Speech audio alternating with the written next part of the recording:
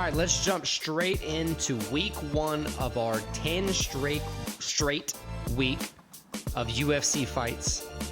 This is going to be exciting. We go leading from up all the way to UFC 300, right? Right, that's what I was going to say. From UFC 285, which is this Saturday, all the way to UFC 300. I think there's only a 1 or 2 week break in after that anyway.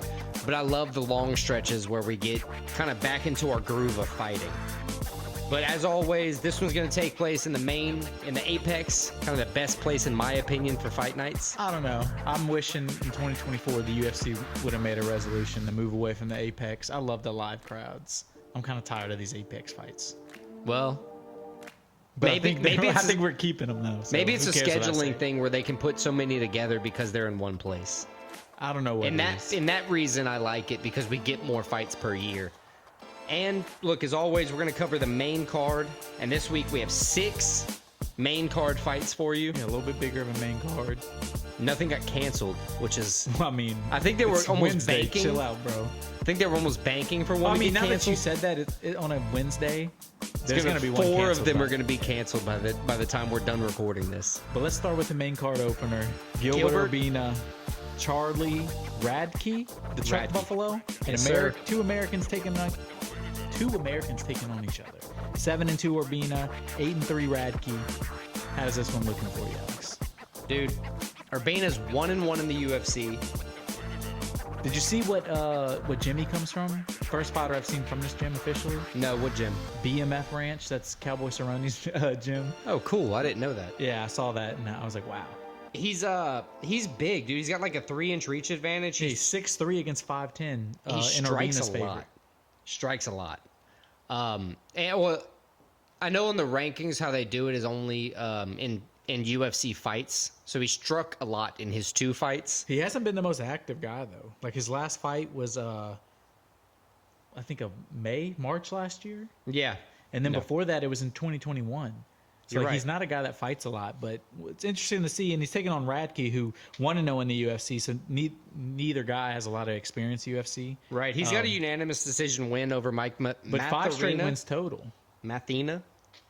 Yeah, I think it was Mathina. Yeah. 5 straight wins total. He's proven he can win either way, anyway, with 3 KOs, 3 subs, 3 decisions. I mean, I think this is a good fight to open up the main card. It's going to be an exciting fight, and I think it's kind of a toss-up.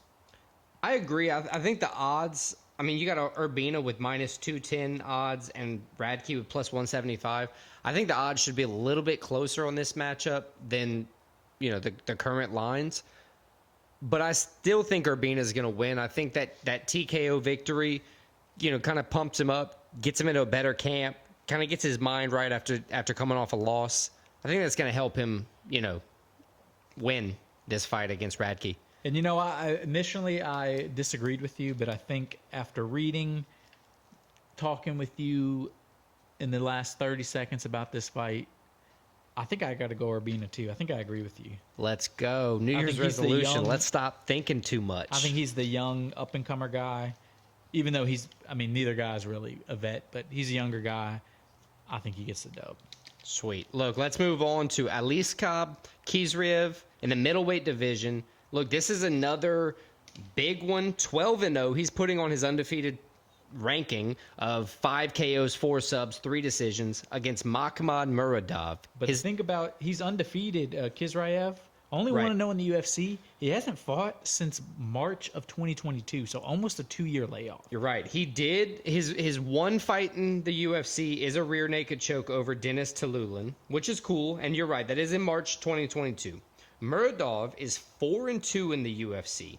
26-8 overall, so he's fought a ton more than Khizriev. Yeah, and he sorts, for Khizriev. finishes often. He's got 20 total finishes, 17 KOs, 3 submissions, 6 decision victories in his own names. Kind of doing anything he's needed to, win either way. Yeah, and I honestly, this is one looking at everything, I'm kind of undecided on. Again, I had a pick coming in after doing a little research, after talking with you a little bit. I don't know about that pick anymore. So look, let me try to convince you. Khizriev, he's a southpaw. He's an engaging striker, and I think he's got the typical Russian grappling. All right. Muradov is an orthodox striker. He's got power and solid ground game. I think on this one, I gotta still go with Khizriev just because he's putting his undefeated on the line. He's 12-0 when favored. You know, when he's a minus on the odds, he's 12-0. Brother, he's 12-0 overall. Right. I don't think this is the time for a Russian to get upset against an Uzbekistani. I don't think this is happening. They're called Uzbeks. Uzbeks. Yes. Oh, nice. I didn't know that. Thank you for enlightening me. But I'm going to go with Aliaskhab Khizriev for my pick on this fight. I think I got to agree with you. Too many times I go against one of our first rules we had of like the Muslim-sounding Russian guy. Never pick against him. Even though he's fighting another Muslim-sounding guy. But that's an Uzbek, as I've been I got to go with learned. the Russian. I got Khizriev as well. So let's move on to the only woman fight of the night. I would say women's flyweight. Regardless, it's a civil war, battle of two Brazilians. We got Natalia Silva, 16-5, one draw. I'll say one thing about a woman's fight: it's never civil. True that, brother. Taking on Viviane Araujo. I'll give you credit. Vivi, she's 12-5, 6-4 in the UFC. Silva 4-0 in the UFC. How do you see this fight going between the two Brazilian women? All right. So Vivi lost 3 of her last 5 fights. That is correct. Totally discredit her. She has lost fought against some Amanda tough Ribas, Alexa Grasso, Caitlin Chukagian. Sorry again. I'm a white guy that can't pronounce anything.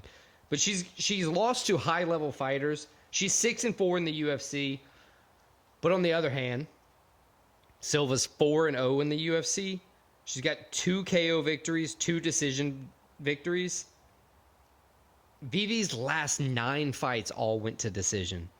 I know, I saw that. That's the one thing that that hurts her for me when you're going up against somebody like Silva. Silva 10 straight wins and she's gotten UFC finishes. Right. She's got 5 KO victories in her career, 7 submission victories in her career. At least in the past 5 fights, she's gotten more. There's a huge age gap in this too. Silva 26, Vivi 37 years old. So you gotta. Did you already say that Silva's on a 10-fight total win streak? 10-fight total win streak, 4-0 UFC. I think everything in this points to Silva getting a win, and I think she probably gets the finish too. You know, it's an interesting fact I read. Silva is 4-0 against southpaw fighters in the UFC. Well, that means she's 4-0 overall in the UFC. I know, but it's weird that she was booked against southpaws 4 times in a row, and then this is a 5th time. I think 5th time's a charm. She's going to win. I go with Natalia Silva to win the fight. As you said, the civil war, I agree, but it won't be civil. All right, now we go to the next fight. Not a civil war, a Jamaican taking on a Russian. We got Randy Rude Boy Brown, the giant for the division, 6'3", taking on Muslim Salikhov, King of Kung Fu. That's a crazy nickname for when your real name is Muslim Salikhov. And you're from Dagestan. And you're from Dagestan, and your nickname is the King of Kung Fu. You're from Dagestan and you don't wrestle. Look, I love it. Unanimous decision victory over Wellington Turman was his last fight for Randy Brown. 11-5 UFC, but he's won 4 out of his last 5. He lands a lot of heavy strikes. He's a long dude with a long reach. And he didn't lose to, no-name guys. He lost to Jack Della Maddalena, Vicente Luque. I mean, he's not losing to anybody. I think, honestly, Randy Brown is, one solid camp away from, being a true contender in the welterweight division. He's all around good because he can finish you on the ground too. He chokes people out a good amount of times. But he's taking on Salikhov, who's primarily a striker. Right. 6-3 in the UFC. He's lost 2 out of 3 though, including his last fight in June against Nicholas Dalby, a unanimous decision. Right. As we said earlier, stand-up guy from Dagestan. You don't always see that. They're known for their elite wrestling. See, 2 sub victories, though, it shows that he knows how to do it. He just doesn't lean on it. Yeah, but he's got 13 KOs, just showing that he loves to throw hands. And the 4 decision kind of leans into that. He says he doesn't want to just go to the ground and, do an arm bar or rear naked choke. He wants to fight. I think he's going to win. I think Muslim Salikhov is going to win. He's got 3 KOs in the UFC and 3 decisions in the UFC. I truthfully think he's going to go in there with the intention of stopping Brown. The plus 210 odds on his name, I think, are a heinous crime. See, I disagree with you. I got Rude Boy Randy Brown getting the dub. I think the length is going to be too much for Salikhov, and I think Brown is the better all-around fighter. So I think Randy Brown, the Jamaican, gets the W on Saturday. I think either way, when I write the recap, it's going to be ridiculous to try to make a pun off of these nicknames. Rude Boy. And the King of Kung Fu. All right, moving on. Co-main event. Renato Carneiro. Moicano is his nickname. Moicano, better known. Better known as Renato Moicano. Taking on the Chin. Yeah. The Crimson Chin. The Crimson Drew Chin. Dober. He's a monster. Both guys are great. This is interesting. Renato Moicano comes in 17-5, 10 submission victories, 7 decisions. 0 KOs. Right. That's very interesting. He's like a Ben Askren type. He's not actually trying to fight. He's trying to wrestle. I mean, he's fighting because he's choking guys out and getting finishes, but... Lost 5 times in his career, 3 KOs, 1 sub, 1 decision. 9-5 UFC. He's won 3 out of his last 4, though. Last fight being in November of 2022, so he's taking quite a break. Right. Which was a round 1 choke out of Brad Riddell. Drew Dober, 27-12 in his career, 14 KOs, 6 subs, 7 decisions. I mean, Dober's won. He's 13 wins, 8 losses, 1 draw in his UFC career. 4 out of his last 5 fights have been W's, though. So he's kind of been on a good streak, a good run. Right. And his last fight was an impressive round 1 victory, a TKO. So Dober has had some trouble against, he's lost 4 times to submission. That's only second to being, he's only been knocked out twice. So we don't. His last 5 fights have all been KO, TKOs. He's lost one of those, but he's been on a different trajectory. He's kind of turned a corner the past 5 fights. Recently, I say recently to just kind of say in the past few years, he's only been subbed to names like Islam Makhachev and Benil Dariush. And even that was 3-4 years ago. Right. So I think when this fight comes in, you got, hands versus somebody who's going to heavily lean on his wrestling.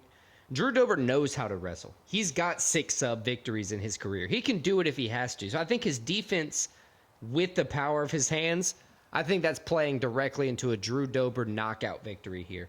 I agree with you. I think he's going to be able to stuff a couple takedowns, get a good shot at Moicano's chin. I think he gets the knockout. I got Drew Dober. So let's move on. Last fight of the night, the main event. We got the Caucasian Roman Dolidze taking on the Frenchman Nassourdine. Is that how you say his first name? Nassourdine Imavov. Not a typical French-sounding name, but there you go. We got the Georgian taking on the Frenchman. Dolidze, 12-2, never been finished, taking on Imavov, 12-4.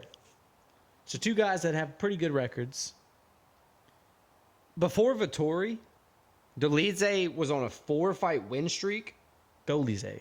The only reason I say it like that is because in that it was a tough span, loss, but he was going strong. He had 3 KOs in those 4-fight win streaks. He was on his rise, and then he had a bad fight. But so the question is, can he continue that? Is he going to pick off where that rise was, or is this fight that loss going to derail him? Well, he's 6-2 in the UFC, so it seems like he's done this twice. He's gone on this kind of win streak, taking an L. His last 3 wins though have been finishes, TKO, KOs.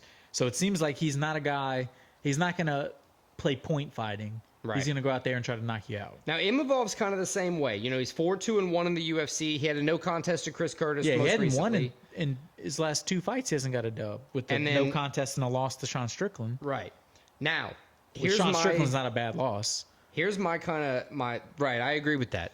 My kind of thoughts are, if everything's even on the ground between the Caucasian and Imavov, if everything's even on the ground, who wins on the hands? Who wins in a fist fight? Who wins in the ground exchange? You think it's Dolidze? I think it's Imavov, actually. I think Dolidze gets the win. I think the Georgian... I think you're fucking stupid. Well, that was mean.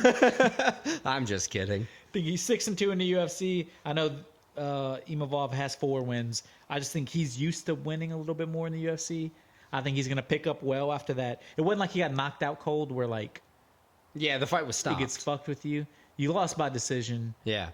I think he's going to come out. He's going to pick up where he left off. I think Dolidze gets the dub.